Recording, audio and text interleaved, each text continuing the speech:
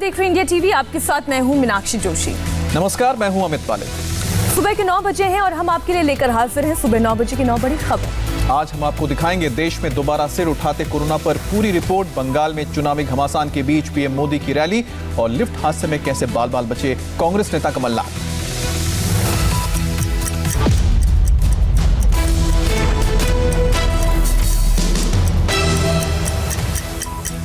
Corona के एक बार फिर बढ़ते मामलों ने पूरे महाराष्ट्र में हलचल मचा दी है। मुख्यमंत्री से लेकर अधिकारियों तक एक बार फिर एक्शन में दिखाई दे रहे हैं। और देश के सामने सबसे बड़ा सवाल यही है कि क्या कोरोना की तीसरी लहर का खतरा पैदा हो गया है।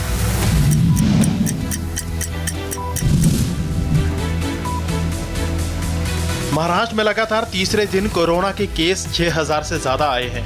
महाराष्ट्र में रविवार को ही कोरोना के 6971 मामले सामने आए हैं, जबकि 24 घंटे में 35 लोगों की मौत हो गई है।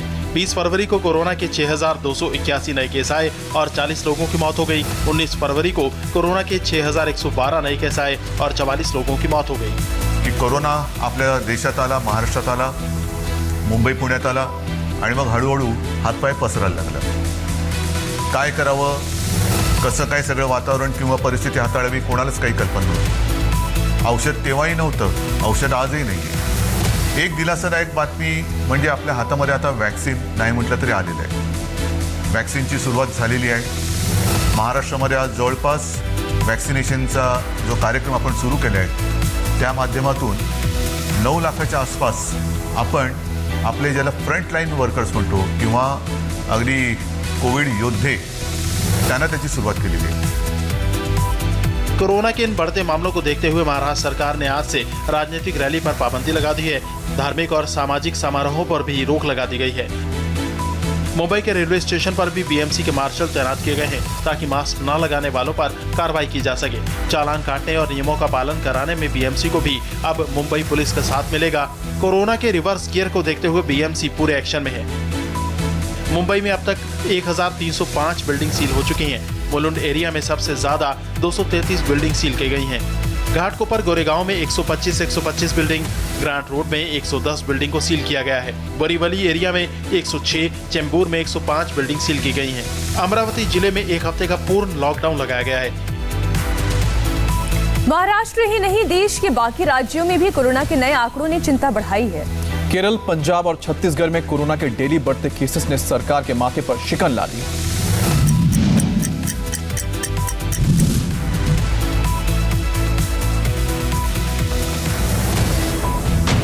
महाराष्ट्र के बाद सबसे ज्यादा बिगड़े हालात केरल के हैं। पूरे देश में महाराष्ट्र के बाद केरल दूसरे नंबर पर है, जहां कोरोना के सबसे ज्यादा केस सामने आए हैं। रविवार को 57,241 लोगों का कोरोना टेस्ट किया गया था, जिनमें से 4070 लोग कोरोना पॉजिटिव पाए गए। यानी कुल किए गए टेस्ट का 7.11% लोग कोरोना पॉजिटिव हैं। केरल से आए इन आंकड़ों ने चिंता बढ़ा दी है। केरल के 3 जिले इन आंकड़ों में सबसे ज्यादा योगदान दे रहे हैं। रविवार को कोझिकोड में 552 नए केस आए हैं। एर्नाकुलम में 514 नए केस, कोट्टायम में 440 नए केस आए हैं। केरल के बाद अब बारी पंजाब की है। कोरोना केस में डेली इजाफा हो रहा है। आंकड़े बताते हैं कि पंजाब में कोरोना के अब तक कुल केस 1,78,459 तक पहुंच गए हैं। एक्टिव केस 3019 हैं। कोरोना से रिकवर होने वालों की संख्या 1,69,686 है। लेकिन कोरोना से अब तक 5,754 लोगों की मौत हो चुकी है। कुछ ऐसा ही हाल छत्तीसगढ़ का भी है। पहले और दूसरे फेज में कोरोना केस जितनी तेजी से यहाँ नहीं बढ़े, उससे ज्यादा तेजी से राज्य में कोरोना की तीसरी लहर डरा रही है। Total case 3,10,885, active case 3,112, recovered 3,03,973 और मौत हुई है 3,800। गुजरात में भी कोरोना के नए केस बढ़ रहे हैं। रविवार को गुजरात में कोरोना के 283 नए मामले सामने आए हैं, जिसके बाद कुल केस बढ़कर 2,67,104 हो गए हैं। कुछ राज्यों के चलते अगर देश में कोरोना का रिवर्स मार्च होता है तो ये बेहद चिंताजनक बात होगी। लिहाजा जरूरी है कि इन राज्यों में कोरोना गाइडलाइंस का सख्ती से पालन कराया जाए। राज्य सरकारों को इसके लिए पहले से ज्यादा एक्टिव होने की जरूरत है, तभी कोरोना चेन को डीएक्टिवेट किया जा सकेगा। प्रधानमंत्री नरेंद्र मोदी आज 2 ऐसे राज्यों का दौरा करने वाले हैं जहां किसी भी वक्त चुनावों का ऐलान हो सकता है। पीएम आज पश्चिम बंगाल की हुगली में रैली के जरिए सूबे को बड़ी सौगात देंगे, तो असम में भी पीएम बड़ा मिशन शुरू करने वाले हैं। प्रधानमंत्री नरेंद्र मोदी आज सबसे पहले असम जाएंगे, उसके बाद पश्चिम बंगाल का दौरा होगा। पश्चिम बंगाल के लिए एक के बाद एक कई परियोजनाओं का ऐलान होगा, तो असम में धीमाजी के सिलापत्थर में नरेंद्र मोदी तेल और गैस क्षेत्र की महत्वपूर्ण परियोजनाएं राष्ट्र को समर्पित करेंगे। ये परियोजनाएं इलाके की सूरत को बदल कर रख देंगी। इसीलिए आज पीएम मोदी बोंगाईगांव रिफाइनरी में इंडमैक्स यूनिट का उद्घाटन करेंगे। डिब्रूगढ़ में ऑयल इंडिया के सेकेंडरी टैंक फार्म का उद्घाटन करेंगे। तिनसुकिया के माकू में गैस कंप्रेशर स्टेशन का उद्घाटन करेंगे। धेमाजी में इंजीनियरिंग कॉलेज का उद्घाटन और सुआलकुची इंजीनियरिंग कॉलेज का शिलान्यास करेंगे। इन दौरों के जरिए पीएम मोदी ने इरादा साफ कर दिया है कि ग्राउंड पर पॉलिटिकल फाइट से पहले पीएम ने होमवर्क कर लिया है। देश मन बना चुका है, देश तेजी से आगे बढ़ना चाहता है, देश अब समय नहीं गंवाना चाहता है। असम के बाद जब प्रधानमंत्री नरेंद्र मोदी बंगाल के हुगली पहुंचेंगे, तो वहां भी कई प्रोजेक्ट्स शुरू करेंगे। पीएम ने बकायदा इसकी जानकारी ट्वीट करके दी है। नोआपाड़ा से दक्षिणेश्वर तक मेट्रो रेलवे का एक्सटेंशन का उद्घाटन करेंगे। कालीघाट और दक्षिणेश्वर मंदिर जाने वालों को सहूलियत होगी। इसके अलावा कलाईकुंडा और झारग्राम के बीच तीसरी लाइन का उद्घाटन करेंगे। पश्चिम बंगाल की राजनीति में कोयला तस्करी का मुद्दा गर्माता जा रहा है। मामले की जांच अब ममता बनर्जी के भतीजे और उनकी पत्नी तक पहुंच गई।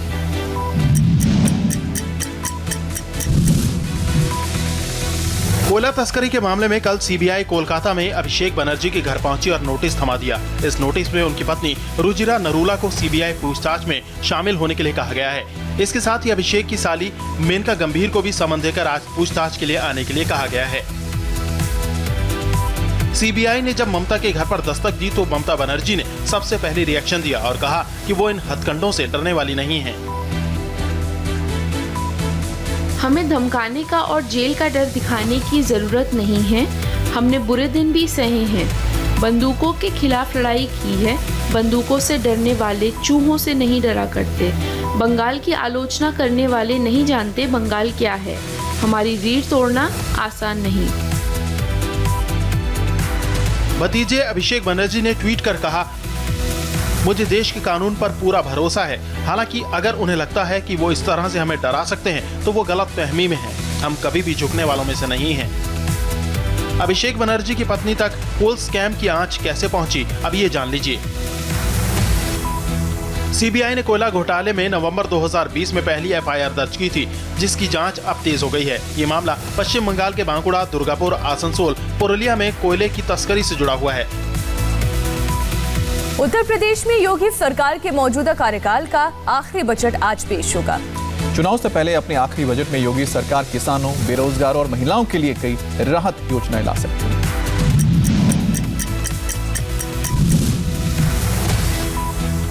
ये दो बातें यूपी के बजट में सबसे बड़ी होने जा रही हैं। पहला, उत्तर प्रदेश का अब तक का सबसे बड़ा बजट, जिसका आकार 5.5 लाख करोड़ हो सकता है।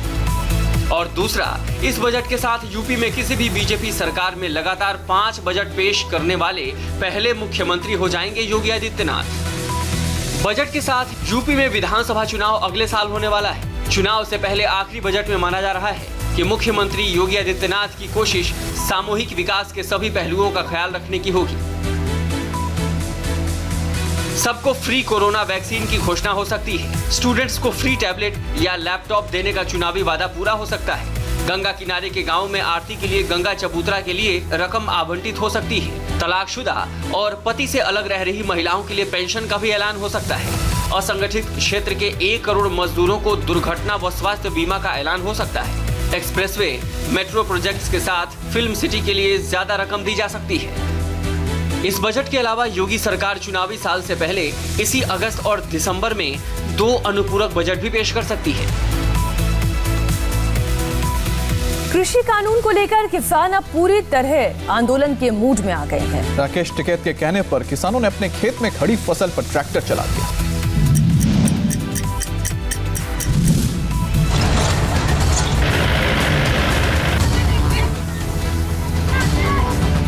राकेश टिकैत ने किसानों से कहा कि फसलों में आग लगा दो, लेकिन आंदोलन खत्म नहीं होना चाहिए। किसानों ने ऐसा ही किया। आग तो नहीं लगाई, लेकिन हरियाणा के जिंद के गुलकर्णी और राजपुरा गांव में कई किसानों ने खड़ी फसल पर ट्रैक्टर चला दिया।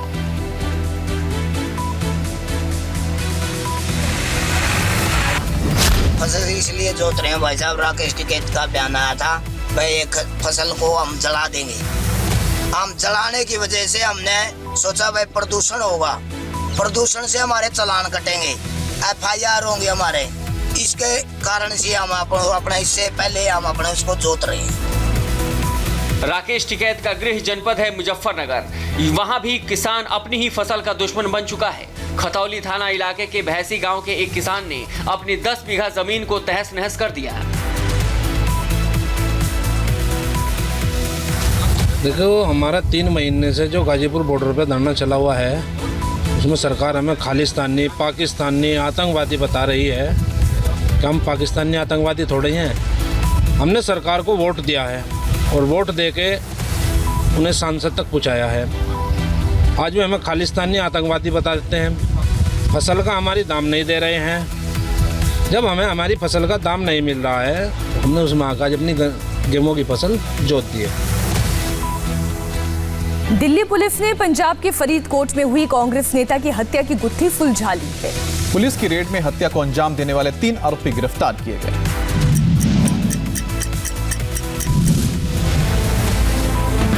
पंजाब के कांग्रेस नेता गुरलाल भलवान की हत्या में जो सबसे सनसनीखेज है वो है इसकी प्लानिंग। दिल्ली पुलिस के स्पेशल सेल के मुताबिक जो 3 आरोपी इस मामले में पकड़े गए हैं, उन्होंने हत्या की साजिश कनाडा में रचे जाने की बात कबूली है। गुरलाल भलवान की हत्या की साजिश कनाडा में रची गई। कनाडा में गोल्डी बरार नाम का एक शख्स है जो पंजाब का पुराना क्रिमिनल रहा है और इस समय कनाडा में सेटल्ड है। गोल्डी बरार ने एक और गैंगस्टर लॉरेंस बिश्नोई, जो अभी अजमेर की हाई सिक्योरिटी जेल में बंद है, उसके साथ मिलकर के ये हत्या की साजिश रची। दिल्ली पुलिस के स्पेशल सेल ने हत्या के तीनों आरोपियों को दिल्ली के सराय काले खां से गिरफ्तार किया है। गिरफ्तार लोगों के नाम गुरविंदर पाल, सुखविंदर और सौरभ है। गिरफ्तार आरोपियों के मुताबिक मर्डर का ओरिजिनल प्लान सिंघू बॉर्डर पर किसान आंदोलन के दौरान 9 फरवरी को तय था, लेकिन किसानों की भीड़, पुलिस की कड़ी चौकसी की वजह से प्लान कैंसिल कर दिया गया। इसके बाद ये तीनों आरोपी फरीदकोट के लिए रवाना हो गए, जहां कुछ दिनों की रेकी के बाद हत्या को अंजाम दिया गया। मर्डर करने के बाद ये 5 लोग एक साथ फरीदकोट से निकले हैं और झुंझुनू, सालासर होते हुए झज्जर आए। झज्जर में जैसा इनको इंस्ट्रक्शन मिला गोल्डी बरार से, तो वो जो शूटर है वो अलग हो गए और बाकी 3 लोग दिल्ली आए और दिल्ली से आगे यूपी के लिए जा रहे थे, जब हमको इन्फॉर्मेशन मिली और हमने इनको इंटरसेप्ट किया। पंजाब की हाई प्रोफाइल मर्डर के खुलासे के साथ एक और बात सामने आई है, और वो ये कि किसान आंदोलन को बदनाम करने और देश में गड़बड़ी फैलाने की साजिश थी, जो गुरलाल केस में कनाडा में रची गई। उत्तर प्रदेश के अलीगढ़ में महिला की हत्या के आरोप में उसका बेटा ही गिरफ्तार किया गया है। पुलिस के मुताबिक बेटे ने मां की हत्या की साजिश पत्नी और 2 दोस्त के साथ मिलकर रची थी।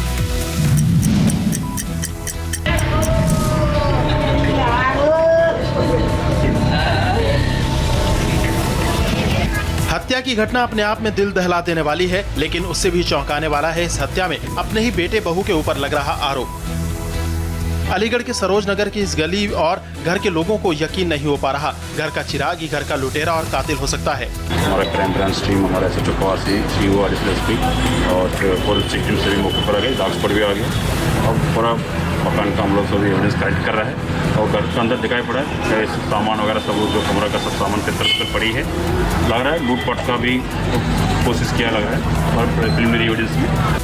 पुलिस के मुताबिक जो क्राइम सीन से सबूत मिले हैं उससे लूटपाट का मामला लग रहा है, लेकिन 1 करोड़ की सोने चांदी और हीरे के साथ बेटी की गिरफ्तारी ने पूरा मामला बदल दिया है। परिवार का ज्वेलरी का पुराना कारोबार था और आरोपी बेटा योगेश परिवार से अलग रह रहा था। उसने शादी भी परिवार की मर्जी के बगैर की थी। घटना को अंजाम कुछ ऐसे दिया गया ताकि मामला लूटपाट में हत्या का लगे। हमने देखा कि कुछ ऐसा लग रहा है, कुछ गलत हुआ है यहाँ पे, तो फिर हमने अपनी भाभी को बुलाया, बराबर भाभी रहती है, फिर उनके बच्चे को भी बुलाया, फिर जिनकी जो पत्नी मरी उनका कारीगर रहता है दुकान पे, उसको भी बुलाया, फिर मोहल्ले के 400 लोगों को बुलाया। जब हम अंदर गए, अंदर जाके देखा हमने बाथरूम में अंदर पड़ी हुई है, मरी हुई पड़ी। ये घटना 19 फरवरी की ही है, जिसमें पुलिस की तफ्तीश के बाद बेटे की भूमिका साफ तौर पर सामने आई। आरोपी योगेश से पूछताछ के बाद हत्या में शामिल उसकी पत्नी और 2 दोस्तों को गिरफ्तार कर लिया गया है। मध्य प्रदेश के पूर्व मुख्यमंत्री कमलनाथ एक लिफ्ट हादसे में बाल बाल बचे। रविवार को यह हादसा इंदौर के डीएनएस अस्पताल में हुआ था। ये इंदौर का डीएनएस अस्पताल है। कमलनाथ हादसे से कुछ देर पहले ही इसी लिफ्ट का इस्तेमाल कर अस्पताल में भर्ती कांग्रेस नेता रामेश्वर पटेल को देखने पहुंचे थे, लेकिन वापस लौटते वक्त वही लिफ्ट अचानक 10 फीट नीचे गिर गई।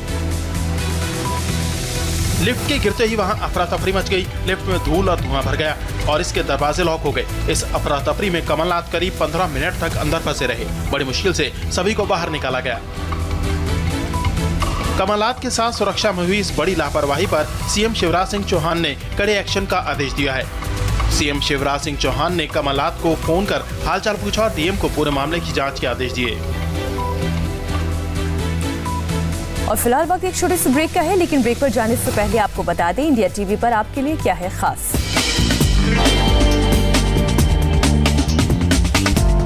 9:30 बजे देखना ना भूलें इंडिया टीवी की खास पेशकश फकीर आजम। 10 बजे देखिए मुंबई वालों मास्क मत हटाना, लगेगा भारी जुर्माना। और 10:30 पर देखिए बैटल ऑफ बंगाल का टर्निंग पॉइंट।